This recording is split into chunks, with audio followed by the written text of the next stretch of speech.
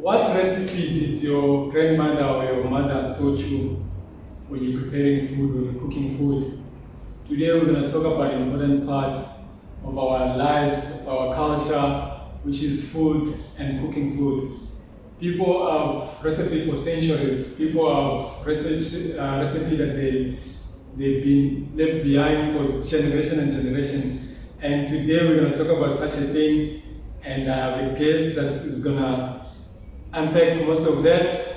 But welcome back to WalkWizely Podcast. I was gonna say podcast and walk. Welcome back to WalkWizely Podcast. It's your boy Nkosi. Another episode 7. We're glad we're moving forward. So today we got a sensation lady who's cooking, has brought her to the table with kings and chiefs. Literally, as the Bible said, your skill will bring you in the front of big people. And then this lady, her skills of cooking, mixing recipes, mixing dishes, has brought her here at this platform. So I've got my guest today. Can you introduce yourself? Hi guys, my name is Mariam Posho and I am a cook. I'm not going to say I'm a chef, but I just have a passion for cooking. And that passion, I think I got it from my grandmother because I just love her food. So yeah, that's what got me inspired in cooking.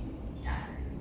So it's true what they say that every family's got their own secret recipes, Of course. and they leave it to one generation, and another generation leave it to another generation, and another generation to another generation. So how important do you think it's food in our lives? Particularly the type of food we intake that is going to be mixed with that specific recipes and specific dishes. How important is food in our lives in terms of health, in terms of what we eat now, and then plus the recipe that we choose to mix with the food? Okay, I can say food is really, really important in our life because without food, your body cannot be built, right? Okay.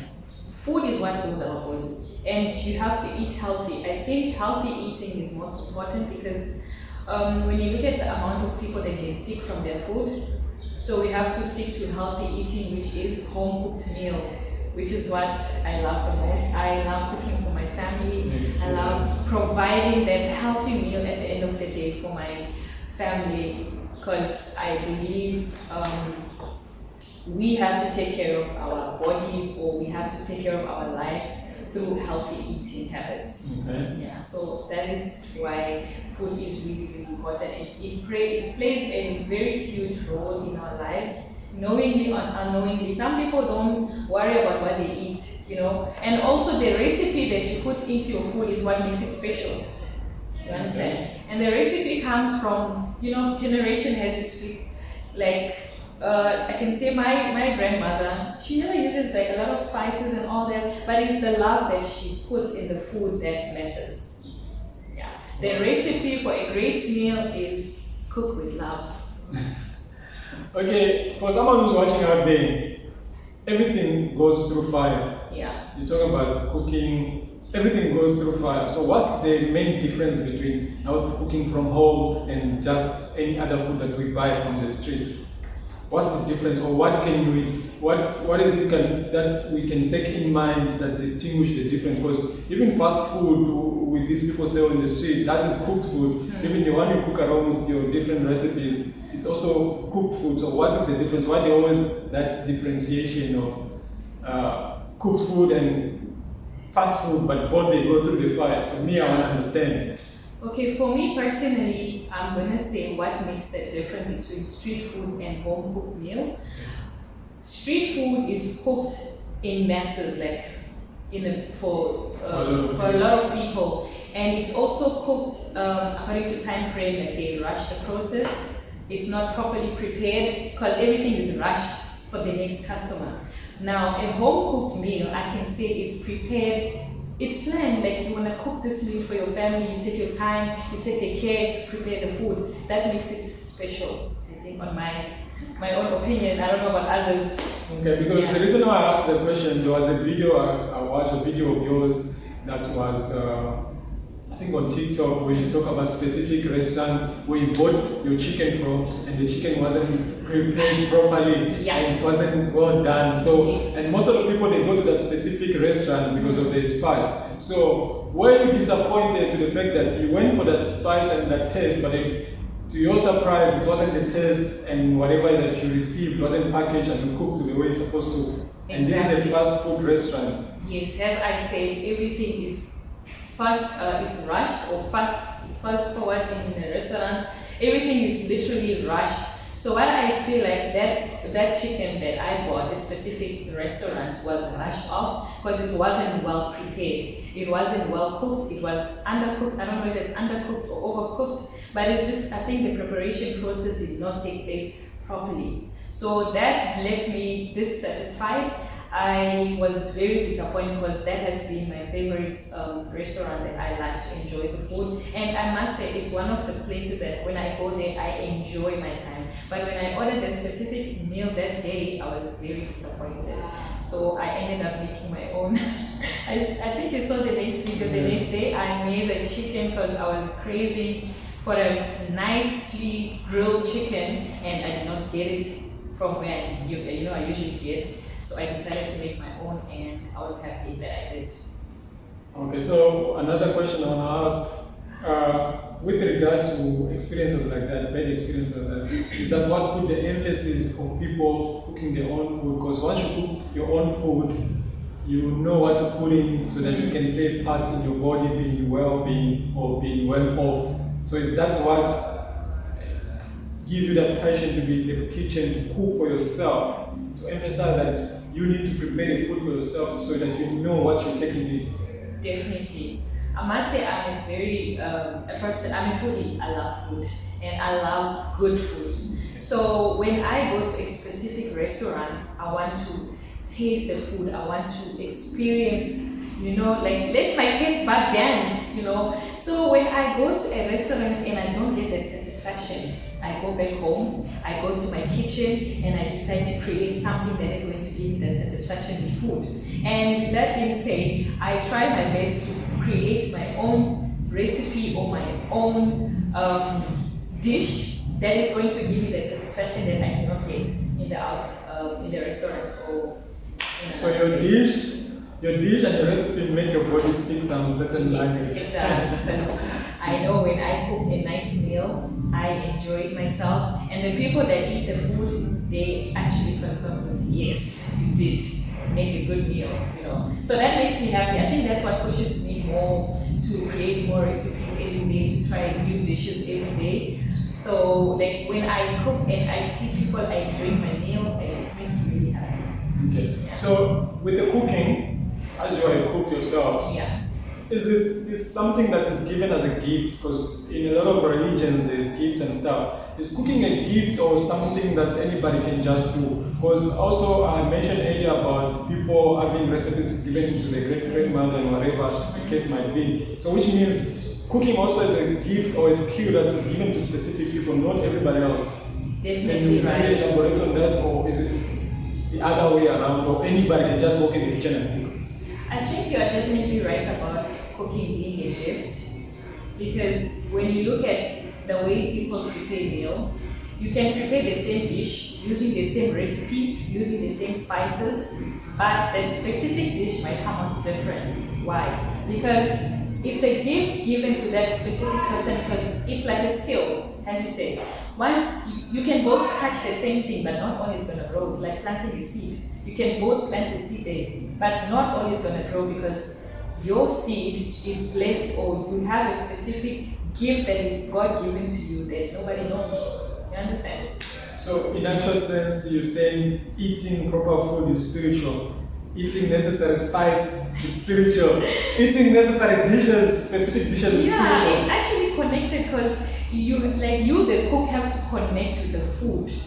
You have to spiritually connect to the food. It is what you put in it is what comes from your heart that goes into the food. Because you can cook for people. Let's say I'm cooking, today I'm not feeling like cooking, right? I go in the kitchen. That food is not going to come out nice. Why? Because I did not connect with the kitchen. I did not connect with the food. So you have to be willingly want to be there. That's what makes it special, I feel. Nice. Yeah, spiritual. Okay. So, with regard to spice, what is the role of spice? Is including health-wise, what is the role of spice? Just to spice things and make it taste good, or is it also spice? Is it also something, some kind of function in our body that is going to keep us healthy? It's going to keep us. It's going to be beneficial to our blood flowing, whatever else benefits our body. What is the role of spice within the food to make it delicious but at the same time healthy? Yeah, okay. Spice, on my own opinion, I can say spice is not very advisable for the food. It's not really healthy.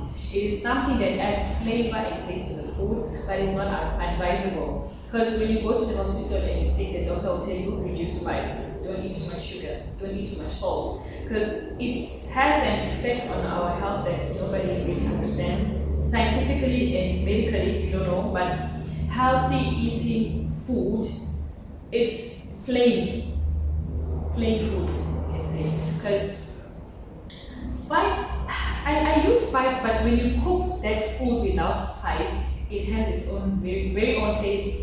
Just imagine you cook a boiled food and like the taste is just out of this world. It's just that we use spice to just spice up, as you say, spice up the food, add more flavor, add more taste. But I would still prefer to cook my food without spice. So it's not necessary. It's not necessary. They can't tell you, oh, you're not putting spice, your food is not gonna be nice. It's a lie. That's 100% a lie, because you can cook a good meal without spices and it's gonna come out nice. Yeah. So let's talk about your journey, your growth, because a lot of people cook, a lot of people also have the gift and the passion of being a cook, but yours is being special in terms of blowing up on social media. I see on Facebook you've got a huge following, 20,000+ following, on TikTok the same story, or probably on YouTube as well. Yeah. So let's talk about how important is it we showcase our talent, even if it's home-based, even if our talent is domestic. How important is that? How important is us showing the skill to the world out there? Because we're seeing other people in the Western and European country, they're showing their skills, little things like, oh, I can do that. But how important is it, you think, for us as African to showcase our skills in what we do that we think is domestic, so it's not important? Yeah, for me, I think it's very important because there are so many people who are talented out there, but they just, I can say they lack, what is this word called? That's not what I. So, like for me, I feel it's important to showcase ourselves out there because you don't know who you are inspiring. Personally, I didn't just wake up and started creating content about cooking. It's got me inspired by someone else, like watching MasterChef, and then I used to watch MasterChef a lot, cooking classes and other stuff. But what really inspired me to start content creating is seeing my other African ladies, simple, people from simple background, from the villages, people that you see like, oh, I can relate to this person. So that's what inspired me to start creating content, because I can be of an inspiration to someone else. You understand? Unknowingly, you can say, oh, I'm just a cook, but you don't know who is watching you and who is getting inspired by you. By that being said, someone else can also say, let me start something. No, it doesn't have to be cooking only. It can be any other skill, as you mentioned. It can be any other skill, maybe sewing, maybe dancing, maybe singing. Someone might feel inspired by watching me and say, okay, you know what, I can also take a stand and start somewhere. Because as I do my content, I don't have to, I don't fake it. Like other people, they'll try and say, oh, I need to have a fancy house, I need to have a nice pot. I started with what I had. And that is what has pushed me to grow as big as I am, because I am showing my authentic self. I am not hiding anything from the media. I'm not hiding anything from anybody. I am showing myself for who I am. And I think that is what has helped me to grow in this journey. I can say I'm still in a struggling stage right now, because I can remember I've been stuck on 23,000 followers on Facebook for some months now. And I see that it's not easy. It's not easy. Growing on social media is not easy at all. Nobody should lie to you and say it's easy. No, it's not. It's a journey that you need to have courage. You need to be consistent. You need to have patience in order to make it out there, because it's not easy. Trust me, it's not easy at all. Okay. So how was your my role as who are platform to motivate others who are feeling reluctant, who are feeling like, no, the social media thing is for a certain people. How is our role into motivating people with their skills? Because as you say, in Africa, wherever you go in the village, there's always someone with specific gift and skills. How important is our job in awakening these things out of these guys to say, no, come up on this platform, even though some of the platform are not paid, but come up on this platform, even though you maybe not gonna get paid, but the benefits of you being out there and someone seeing you is A, B, and C. How important is our platform? It's very important for our platform to inspire others out there, because there are a lot of opportunities that comes with being on the net. Like personally, I can say I have had a lot of opportunities. You came to me, right? Because you saw a potential in me. Definitely. That is what can inspire others to come out there, because you don't know when the door is going to open. I've worked with so many spice companies, as you've seen before. Those are like even small creators. They come to me and ask for collaboration. Even bigger content creators than me have come to me for collaboration, because I've inspired them some way or the other. So the same way we can inspire others who are still sitting reluctant out there and thinking that this is not for me. You understand? So that can actually help them to see what's okay. There is something, even if you're not getting paid, but there is some opportunity that is gonna come somewhere or the other. You'll never know. Because a lot of opportunities actually come through. It's just that sometimes they are not good enough. But then you have to take whatever opportunity that comes. Because consistency is most important, and patience. Because you can be consistent, but you cannot see the outcome. There are a lot of creators that are struggling. They are persistent. They are posting very high quality content, but they are not getting that engagement that they deserve. That is like something that most creators need to understand. You have to be consistent and patient. You cannot say you are consistent and you want results now. It's not going to happen. It's not going to happen there and there. You have to keep on showing yourself. The more you show yourself, the more people are noticing you. Yeah, personally, I think as African, we're sleeping on internet, we're sleeping on social media, we're sleeping on YouTube, we're sleeping on Facebook, all of them, we're sleeping on it. Why do I say that and what do I mean?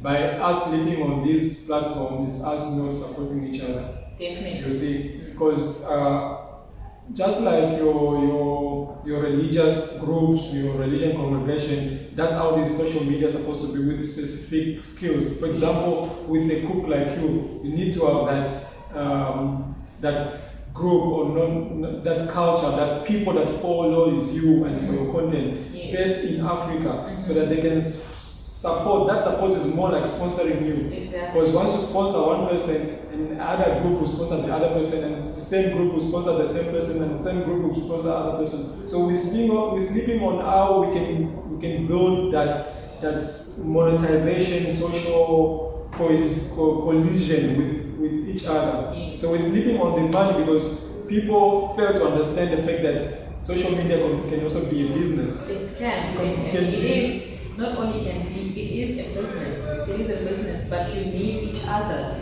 You need that support from the next person in order to succeed.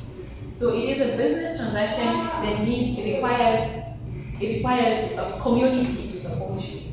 And that is what is lacking in our community. We lack that support. We lack that, when you see someone doing something, you don't want to support that person because it's someone that you know. You rather support a stranger than supporting someone that you know. That is what we lack in our community. And if we can work together as a community, I'm sure we can all be successful in this internet. Yeah. So what do you think we should do to those people who are reluctant into helping or supporting our content? What can we do? What in your view, what can be done to tell the people saying the internet is here? We can't go all of us to the mine and say we're gonna go dig for gold or diamond, but the internet is there for everyone. It's not exclusive, there's no gatekeeping. So how can we motivate the people into supporting us? As you say, especially the people that knows us, they're not very much supportive. So how can we motivate them? Is it the issue of money, sharing the money with them, sharing whatever? What can we do to motivate the people who know us or the people out there? I think that's a very tough question because you can never really know what's in a person's mind. You understand? For them to support, it has to come naturally. They have to willingly want to support you because, like, when you're asking them to support you, it's like you're forcing into them. Like, for me, I would say I wouldn't rely much on my community. Rather, I would prefer people who would come to me. Yes, once they like what they're watching, they will support you. Doesn't necessarily have to be the people in your community or the people around you or the people in your circle. I think, on my opinion, a stranger supports me more than my own community. Yeah, but that's my point. My point is for us to capitalize on this social media money is for us to create community that will know. Maybe if you post a video, 1,000 of us will come and engage with that video, commenting, liking, watching the video to the full, and then leaving a proper recommendation or sharing the video. That will boost. Imagine 1,000 people come and watch a video one time on YouTube, which means YouTube has no choice but to push your content to many people. So if you have a community of 1,000 people and all of them they do what they're supposed to do, I think that content, that specific video will blow up quicker. That's what I'm thinking. Yeah, but I think also we ourselves can try and create that community, maybe have like a group. But the problem comes when there's a lot of content creating groups, support groups. Nobody really cares. It's like everybody's just sharing their content there. Nobody's caring about what this person is sharing, go and watch it. Very few will watch. You understand? So that is why it's so hard to try and create a community because there are so many communities. So many groups in Facebook. A lot of community groups, content creating groups, support groups, women group, religious groups, where whenever you post your content, you share it to those groups, so that those people who are in the group, they will see that you posted something, they have to go and support, but they don't do that. It's very difficult, it's a very challenging topic actually, to get people to support, to get people to engage. It's the most hardest thing to be on the internet. Yeah, that's what I'm saying. Maybe if there was a way to teach people to say, this is gold. If 5,000 of you all watch my video, that video is going to make me an income. So we're going to go to the next person, we do the same thing. We're going to go to it's become like a stock fair of watching people's content. You understand? Yeah. So if you produce a content, 5,000 of us will come and watch it. So people don't understand. This is what I want you guys to understand. It's a strategy. So when I post a video, you need to come and watch the video from the start to the finish. Yes. You need to comment on the video. Not only one word or emoji. 5 words, like 5 phrases. Comments. Something that makes sense. You need to like it and you need to share it. Those 5 metrics, I think they're 5 metrics. Those 5 metrics, they are so key for that video to blow up, to go viral. Yeah. Whether be it on YouTube, whether be it on TikTok, whether be it on Facebook. Because currently, it's only, in Africa, it's only Facebook and YouTube and TikTok. No, not TikTok. Instagram, they're paying. TikTok is not paying yet. It's paying now. Yes, it is. Besides going live. It is paying. Now they're paying. Yes. Like they can put an ad on your reel and stuff like that. Oh, the ads, no. It's paying. How they paying? Which way of paying? When you post it, like how Facebook has stars and monetization, someone can send you cash to gifts on your videos. But isn't that only for live videos? No, even for normal videos. Okay, so but only once you reach a certain amount, like 10K plus. Yeah, so now you have 4 platforms that can pay you amount of money. So why don't we create these communities that will come 5,000 people at once watch your video. Once you say I'm releasing a video on Wednesday 7 p.m., 5,000 people come and watch. YouTube will have no choice, TikTok will have no choice, Facebook will have no choice but to push that video to more people. So which means what? That video has got more chance of going viral than a video that wasn't done anything to. Because then YouTube, all these platforms, they go based on the recommendation. You watching the video, it's telling YouTube this video is good. You commenting on the video is telling the YouTube that the video is good. You doing all these 5 elements. You engaging with these all 5 elements. It's telling these social media platforms, these this AI that this video is good. Therefore, the video will be shown to more people and the video will go viral. Let's create this monetization for ourselves. Let's take ourselves out of this hardship we have. Everything is there, every tools is there. It's just for us to come together and create these communities. We're sleeping on social media. I've been saying this for the longest. I have one video that's gone viral on my personal profile. Every day I get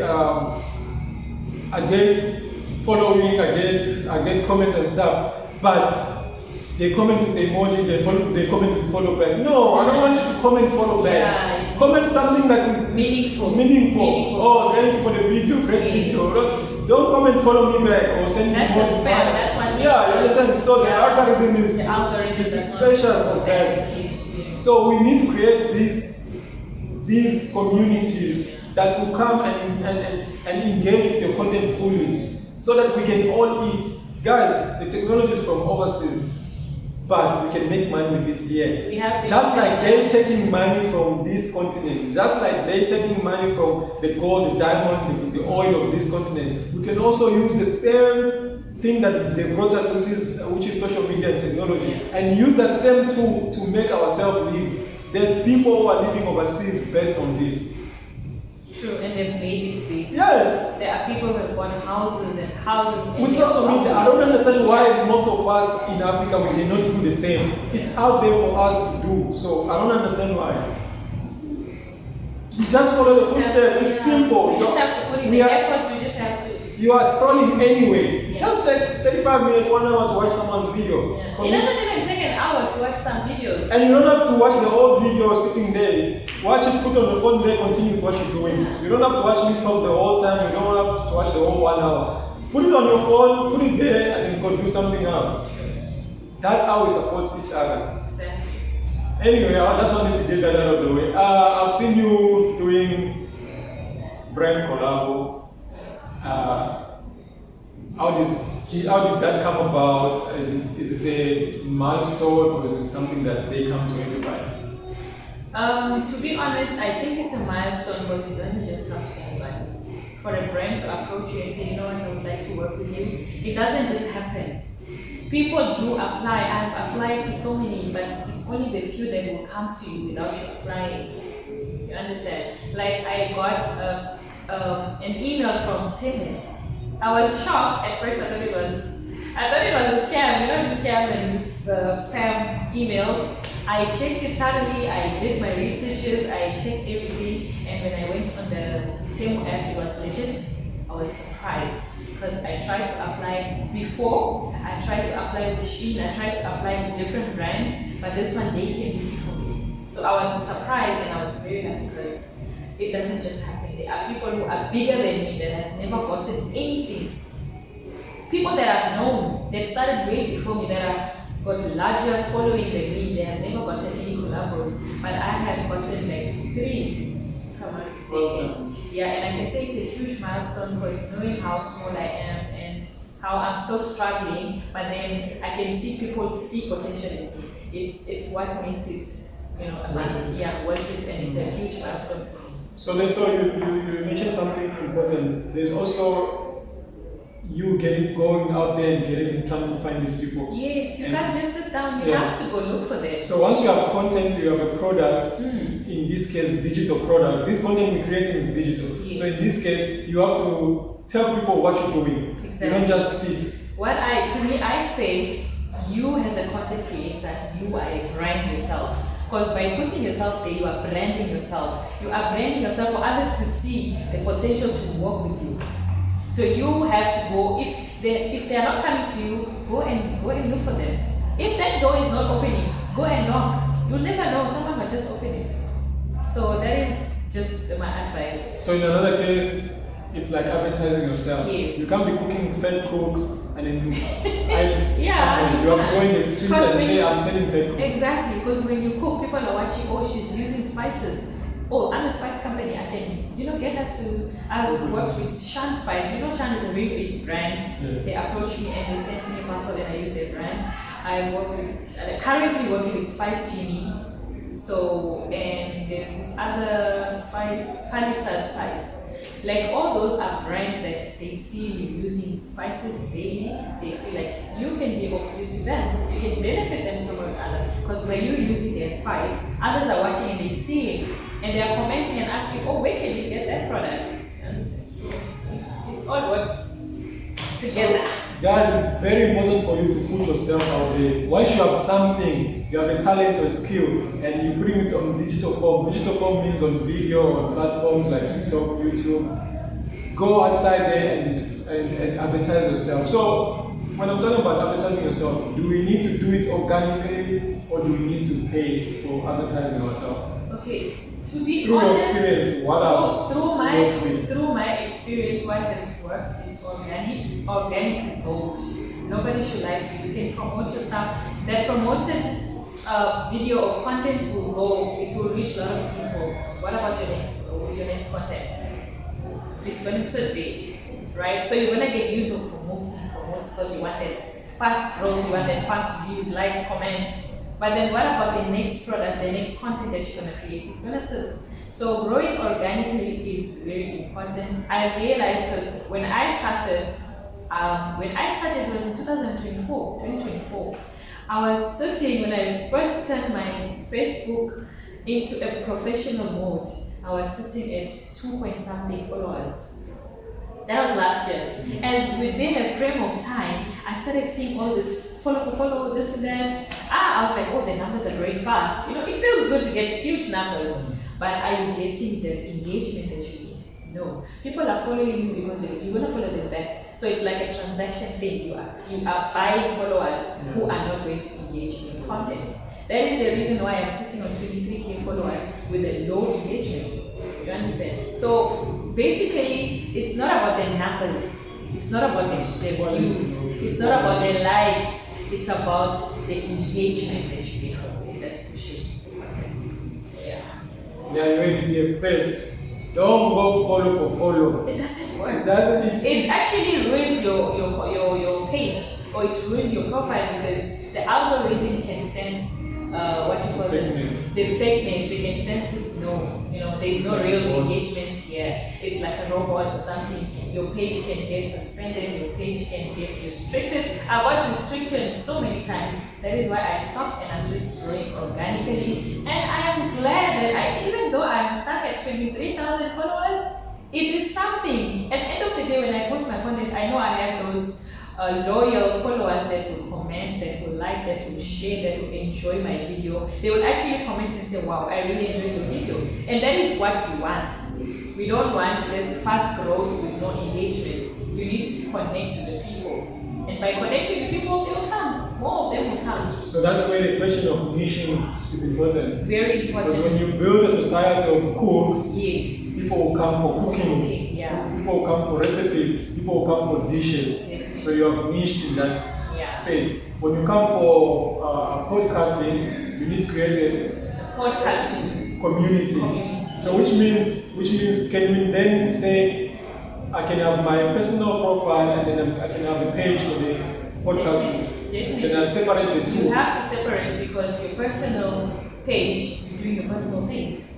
And the podcast is strictly for podcasts. People are going to follow you because they want to know more about the podcast. They want to know what you're talking about. They want to know what's going on in the podcast. Otherwise, your personal, you can't mix both because you're doing some other stuff and mixing with the podcast. It just confuses people because they don't know what they're following you for. You see, for me, I do cooking and lifestyle. I showcase my lifestyle. Sometimes I go for shopping. Sometimes I go for events. I go outing. All that is including, it's called lifestyle content and cooking. So I do makeup myself sometimes when I'm going somewhere. So all those is in one niche. Okay. Yeah. In terms of niching, so do you think if I've got a page, WalkWizely Podcast page, is there a need for me to create a group for WalkWizely? Because there's a page, there's a profile, main profile, there's a page, and there's a group. Yes. Should I create a group and that group will essentially be the community? Or you can. How necessary or important is that? It's important because you get people that might join the group that are not following you, and by you sharing the podcast, they might end up following you. But also, I would say the groups, because I have a group.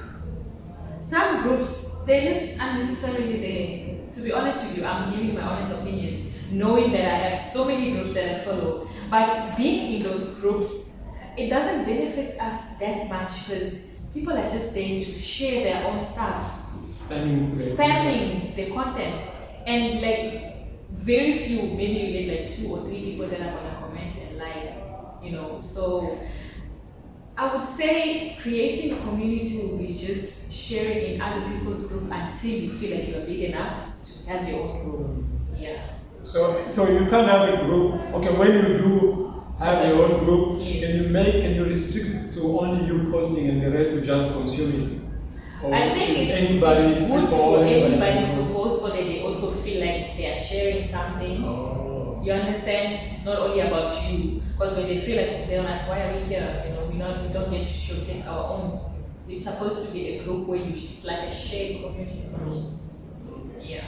So you say only have a group once you've gone to a certain level. Yes, I think so. So that certain level can give you numbers, maybe like how many followers, like how many views you've gone. I think it's from maybe 500 followers upwards. It's a good number. So you can create a group. Yeah, you can create a group. At least you have an audience there. So if I have WalkWizely Podcast page, then I can have WalkWizely Podcast group. Yes. That you get to share the bulletins about your next podcast, about the next upcoming programs that you might have, any other stuff that you want to share to the community. Yeah, you can share. So you share to the group. Yeah. Okay. And let people know. Okay, so in the cooking space, because we're talking about cooking, doing dishes. Do you think the people who go to school, right, and the people who were taught in-house, like from a family member, mother, grandmother, and the recipe, the people who has more value in terms of sustaining a person's life, in terms of having a good, healthy body, the people who went to culinary school or the people who are in-house made? Okay, for me, according to my view, I would say the people who went to culinary school, they are taught to create professional dishes, presentable ones. What's the difference? The difference is we are all eating. The difference is when you go to a culinary school, you are taught discipline, how you put your food, presentation, how you prepare the food, how professional is it, because you are hoping to get a job at a fancy restaurant, you are preparing to get a job at a very, very VIP hotel or something like that. So you have to be professional, you have to dish a certain way, you have to make sure the plate is clean. Presentation is everything for them. Otherwise for us, you can dish up a pile of food, you understand, without feeling that I'm presenting it to somebody, you understand. For us, I think it's more traditional, like you just do it the traditional way. You don't have to be perfect. For them, they are taught perfection. For us, we cook without worrying about how perfect is it.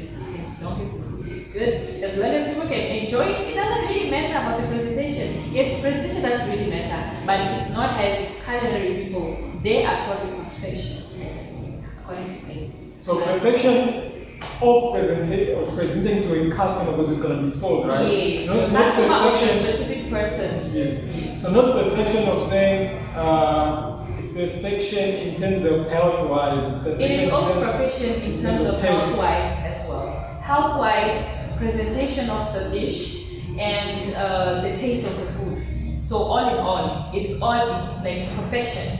Yeah. Okay, so you can take, like you said earlier, that there's people who are made for this, yes, and it's spiritual. Can you take an ordinary person like me who have no clue, no spiritual, whatever, endorsement to cooking, and then put them in culinary school, and then they'll deliver amazing dishes, or you have to take people who are gifted and put them in a culinary school and they will deliver? Not necessarily. Cooking is a skill like any other skill where you can go and learn. You can go and learn and you can become a perfection. You can become perfect in cooking by learning. You understand? But for others like me, it comes naturally. I never go to a culinary school. Yes, I did attend some cooking classes, but I can't say whatever I learned there is what I'm doing now. It comes naturally. It's like a gift that God has given you. You know, you can do it with the closed eyes. I can just close my eyes and dump anything in the pot, and it comes out perfect. Yeah. So it's a skill. As much as it's a skill, it is also a gift. You understand? It's a skill that people can attain from schools and stuff, but it's also a God-given gift that is given to specific people. You can't just take anybody. Yes, you can go to culinary school, but you can never be as perfect as a person who's gifted. Yeah, you can never be as perfect as somebody. So those who are gifted, they went to culinary school, they'll be masters. Definitely. That's why you get those people that say master chef. Those are God-gifted gifts. God-given gift plus the school, so they become that masterpiece.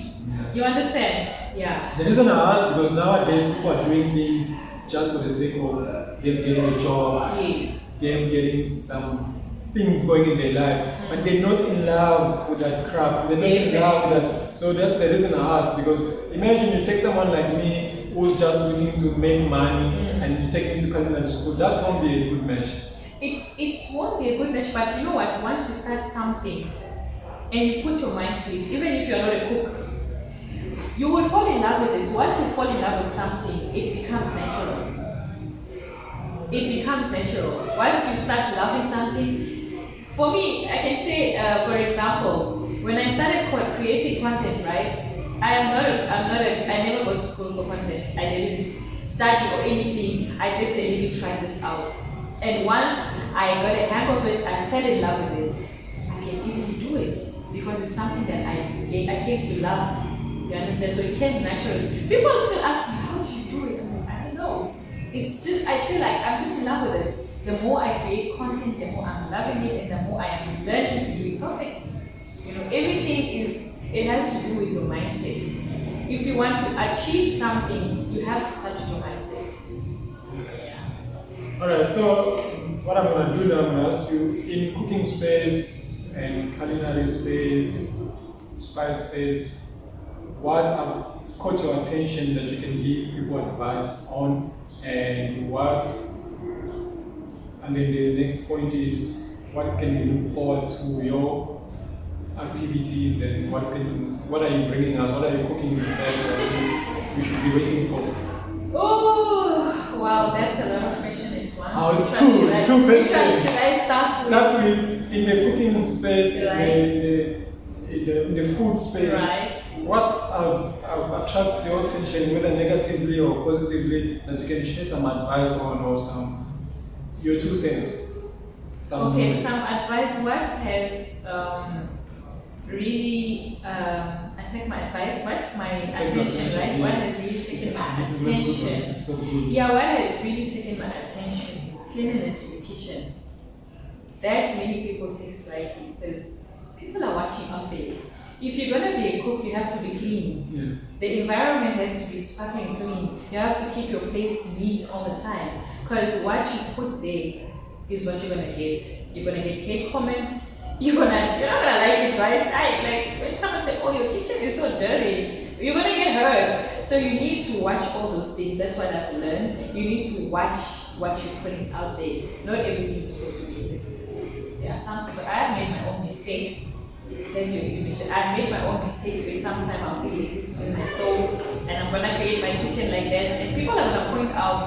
Even if a fly walks on your food, people are gonna point it out because they are watching. Like now there was a fly.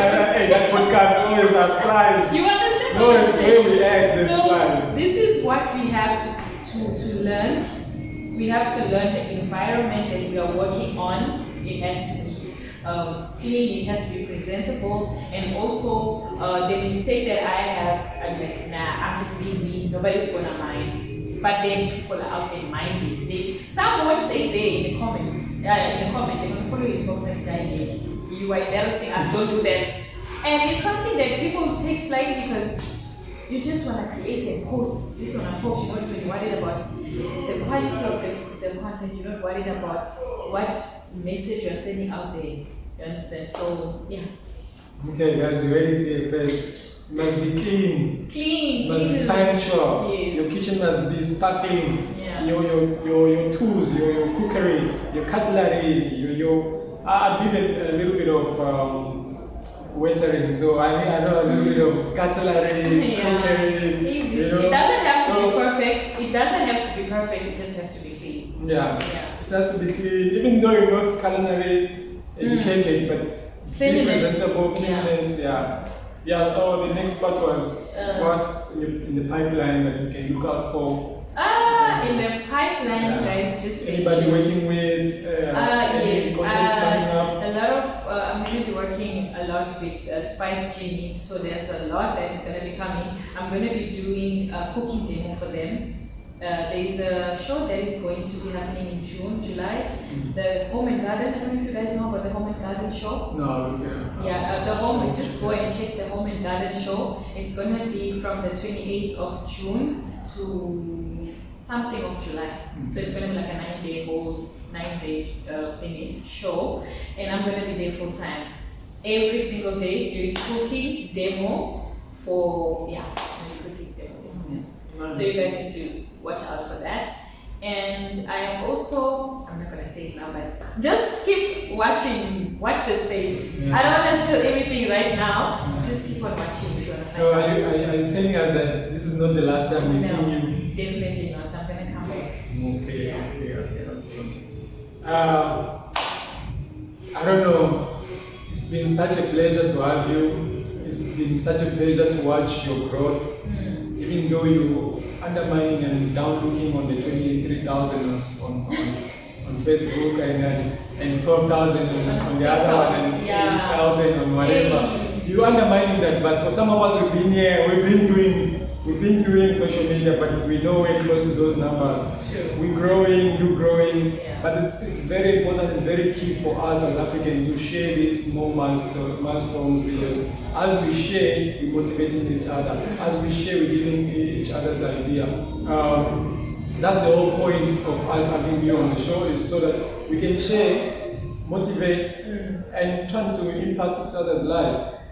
So we are all in this together. It's a struggle, because trust me, a lot of us don't like our 9 to 5.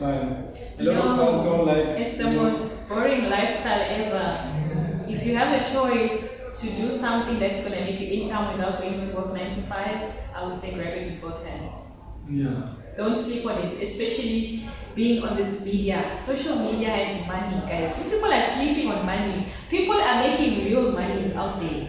You just need to position yourself and know what you want to do. And you're going to make it. That's my advice, really. Let's create this community. Let's create this content, quality sound, quality image, and then support each other, encourage each other, motivate each other. Because that's the only way. There's a lot of unemployment, there's a lot of things going on, left, right, center, the negative things. There's people who want to control us. Capitalists are keeping their money to themselves. The bread scrum that they're giving us is not that much. So we have to take this seriously. Whether you're going to take it full time, whether you're going to do it part time, take it seriously.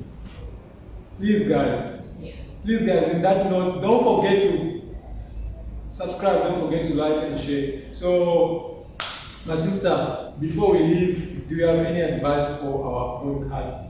WalkWizely Podcast viewer? Do you have any advice, and do you have any advice anybody coming into space of cooking? Let's start with the cooking, because you are a cook. So, any advice for anybody coming into space of cooking, a young person watching you out there, an old person watching you out there, and then they want to do this cooking thing, but they also want to present it to us as a soft copy on the internet. Right. Any advice? After that you can give a general advice. Okay. So my advice to the youngsters, or to anybody who's looking to start cooking on the social media, or just normal cooking program, or whatever it is, my advice would be for you to start somewhere.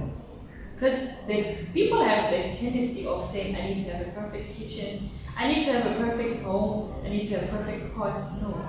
Start with what you have. As I mentioned earlier on, cleanliness is everything. Present yourself for who you are, and people are going to love you for who you are. You don't have to be perfect. There is no such thing as perfection. Even the big creators out there, they all started from the bottom, right?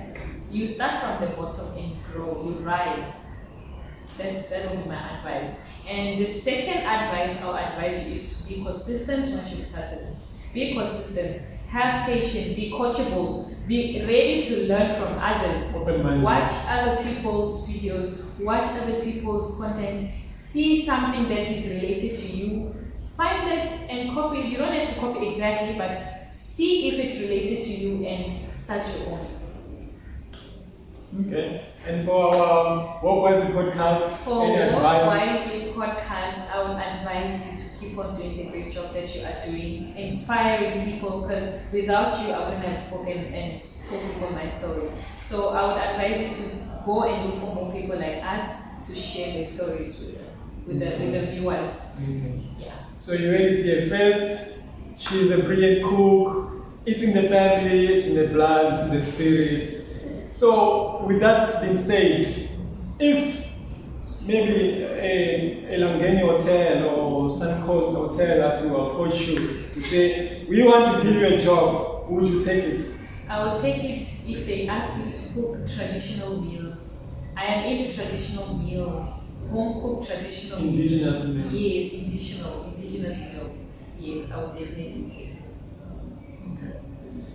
Thank you so much, my sister. I don't know if you have any closing words. I keep on giving you this thing. No. I don't know if you have any closing words. Thank you so much for you who's watching. Don't forget to subscribe, like, share, and comment. Do those 5 metrics so that YouTube, Facebook can push this video to more people. And if you want to be on the show, leave a comment or DM me.